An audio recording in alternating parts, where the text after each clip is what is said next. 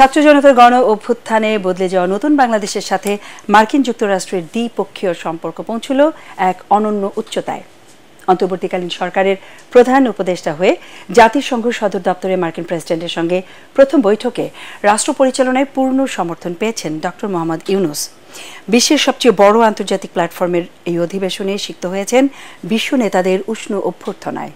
রোহিঙ্গা ইস্যুতে বাংলাদেশকে প্রায় $20 কোটি সহযোগিতার ঘোষণাও দিয়েছে যুক্তরাষ্ট্র।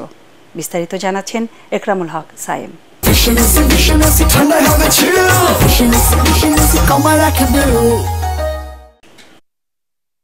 প্রধান উপদেষ্টা ডক্টর মোহাম্মদ ইউনূসের সঙ্গে মার্কিন প্রেসিডেন্ট জো বাইডেনের এই অন্তরঙ্গ মুহূর্তই জানান দিচ্ছে যুক্তরাষ্ট্র ও বাংলাদেশের সম্পর্ক কতটা নিবিড় হয়েছে।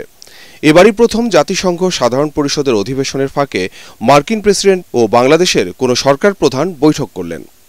আর 23 বছর পর অনুষ্ঠিত হল দুই দেশের শীর্ষ নেতার দ্বিপাক্ষিক বৈঠক। এ সময় বাংলাদেশের অন্তর্বর্তীকালীন সরকারকে পূর্ণ সমর্থন জানায় যুক্তরাষ্ট্র। ডক্টর ইউনূস বিগত সরকারের আমলে সব ধরনের নিপীড়নের বিরুদ্ধে শিক্ষার্থীদের সাহসী ভূমিকা ও বাংলাদেশ পুনর্গঠনে তাদের গুরুত্বপূর্ণ অবদানের কথা জানান বাইডেনকে।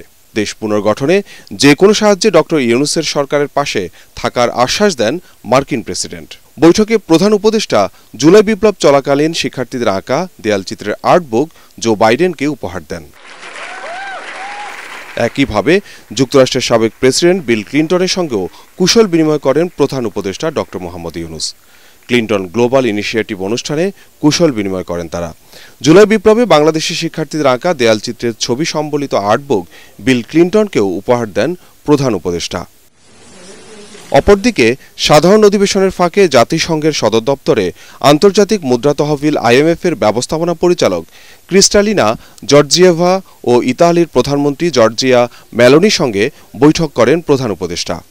সাধারণ অধিবেশনের ফাঁকে পাকিস্তানের প্রধানমন্ত্রী শাহবাজ শরীফের সঙ্গেও সাক্ষাৎ করেন ডক্টর ইউনূস। এদিকে রোহিঙ্গা সংকট সমাধানে জাতিসংঘে 3টি প্রস্তাব দেন বাংলাদেশের অন্তর্বর্তীকালীন সরকার প্রধান।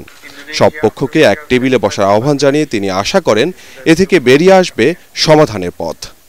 সেই সাথে জাতিসংঘ ও বাংলাদেশ মিলে একটি যৌথ কর্মপরিকল্পনা প্রণয়নের কথাও জানান প্রধান উপদেষ্টা। রোহিঙ্গাদের নিয়ে জাতিসংঘ সদর দপ্তরে উচ্চ পর্যায়ের বৈঠকে আন্তর্জাতিক সম্প্রদায়কে রোহিঙ্গা জনগোষ্ঠীর বিরুদ্ধে সংঘটিত গণহত্যার বিচারের দাবিতে সোচ্চার হওয়ার আহ্বান জানান।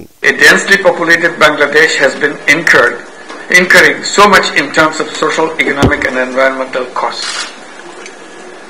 These culminate in a series of traditional and non-traditional security risks for us. Much of our own development gains are at stake. Clearly, Bangladesh has reached her limits.